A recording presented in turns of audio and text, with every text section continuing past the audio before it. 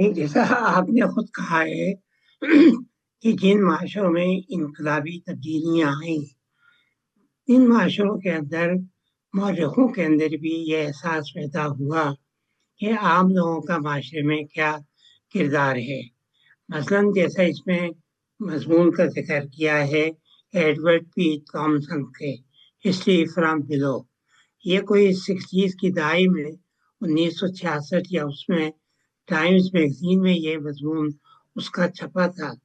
لیکن ایڈورڈ پی تھامسن کا سب سے بڑا کارنامہ جو ہے وہ یہ ہے کہ اس کی ایک بڑی کلاسیکل کتاب ہے جس نے پوری دنیا کی ہسٹری فرام بلو کو متاثر کیا ہے، وہ ہے making of English working class. اس نے بتایا کہ انگلستان میں ورکنگ کلاس کیسے وجود میں آئی۔ مطلب کہ جو سب سے پہلے ٹریڈ یونین بنی ہے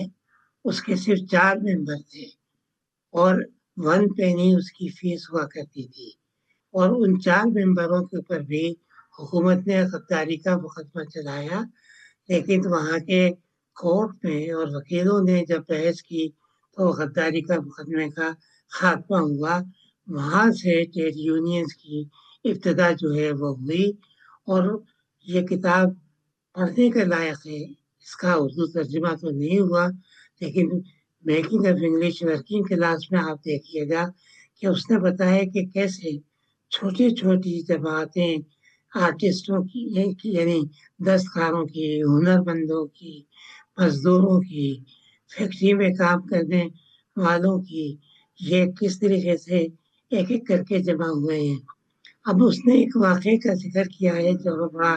مشہور واقعہ ہے کہ انگلینڈ میں ایک مرتبہ ایک بہت بڑا قحط آیا جس کی وجہ سے سرمایہ دار جو تاجر تھے انہوں نے گندم کی قیمتیں جو ہیں وہ بڑھا دی۔ تو جو وہاں پر ٹریڈ یونین تھی مزدوروں کی، انہوں نے ایک دن جا کے ان ذخیروں پہ حملہ کیا جہاں انہوں نے گندم کو محفوظ کر رکھا تھا کہ اس کو زیادہ قیمت پر بیچیں گے۔ وہ وہاں سے ساری گندم اٹھا کے مارکیٹ میں لائے اور وہاں سستے داموں انہوں نے لوگوں کو فروخت کیا، اور فروخت کرنے کے بعد جو رقم تھی وہ جا کر پھر گندم کے جو مالک تھے ان کو دی۔ یہ ایک کریکٹر تھا قوم کا، یہ نہیں انہوں نے کیا کہ اس کو لوٹ کے گندم کے پیسے خود ہی کھا گئے ہوں، بلکہ اس کو فروخت کر کے اس کی قیمت اس کے مالکوں کو جا کے دی۔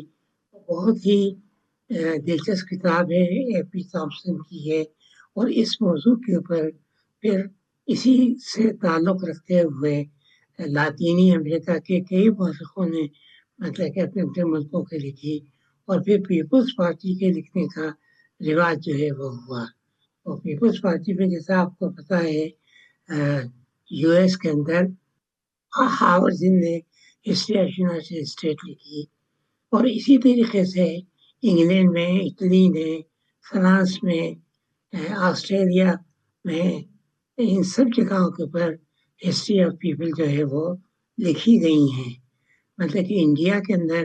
جیسا میں نے کہا کہ عرفان حبیب نے یہ سلسلہ شروع کیا ہے۔ عرفان حبیب اور سبالٹرن میں جو فرق ہے وہ یہ ہے کہ علی گڑھ کی کمیونسٹ موومنٹ جو تھی، کمیونسٹ موومنٹ کے اندر وہ جیسے خود کارل مارکس بھی مطلب کہ ٹریڈ یونینز کو زیادہ اہمیت دیتا تھا۔ کسانوں کے بارے میں اس کے پاس کوئی اچھی رائے نہیں تھی۔ کارل مارکس کا کسانوں کے بارے میں کہنا تھا کہ they are just like a potatoes، کہ جن کی کوئی اہمیت نہیں ہے۔ اس نے کسانوں پہ کبھی وہ ٹریڈ یونینز کو انقلابی سمجھتا تھا، اور یہی دنیا کی دوسری کمیونسٹ پارٹیوں میں ہوا۔ یہ سبالٹرن اسٹڈیز کا جو گروپ انڈیا میں بنا 1980 کی دہائی میں رنجیت گوہا اس کے بانی تھے، اور اس میں ینگ ہسٹورینز تھے جو ابھی پی ایچ ڈیاں کر کے آکسفورڈ اور کیمبرج سے آئے تھے۔ انہوں نے کہا کہ صرف مزدور یا فیکٹری کے وہ نہیں بلکہ عام لوگوں کی زندگی پہ لکھنا چاہیے۔ اس لیے انہوں نے کسانوں کی اور ہنرمندوں کی، دستکاروں کی، ان کی زندگیوں کے اوپر مضامین لکھے، اور اب تک انہوں نے 10 والیوم چھاپی ہیں، ہر سال ایک والیوم چھاپتے تھے، لیکن اس کے بعد پھر کچھ اختلافات ہوئے اور 10 والیوم کے بعد ان کی اور کوئی والیوم تو نہیں چھپی، لیکن انہوں نے نہ صرف ہندوستان کی تاریخ کو بدل ڈالا، بلکہ سبالٹرن نے لاطینی امریکہ میں بھی وہاں پر کافی سبالٹرن ماڈل جو ہیں وہ پیدا کیے۔ اچھا، پاکستان میں جیسا کہ ہم جانتے ہیں، یہاں پر تاریخ شروع سے ہی 2 قومی نظریے کا دفاع کرتی رہی ہے، ریاستی اقتدار کا دفاع کرتی رہی ہے، پیپلز کے بارے میں اس نے کبھی نہیں سوچا۔ حالانکہ یہاں بھی مطلب کہ کسان بھی ہیں، یہاں معتدل قبائل بھی ہیں، یہاں خانہ بدوش بھی ہیں، یہاں شہروں کے اندر کچی آبادی میں رہنے والے بھی ہیں، لیکن کسی نے ان کی تاریخ کی طرف توجہ نہیں دی یا ان کی سوشل لائف کو جو ہے وہ نہیں دیکھا۔ یہ کام ادارے کرتے ہیں، یا تو یونیورسٹیاں کرتی یا کوئی ادارے بنتے، لیکن نہ تو یونیورسٹیوں نے کام کیا، نہ ہی کچھ اداروں نے کام کیا۔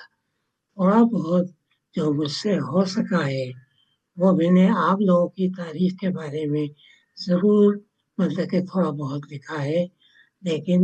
ابھی بہت کام کرنے کی ضرورت ہے، خاص طور سے پاکستان میں ہسٹری فرام بلو کے اوپر۔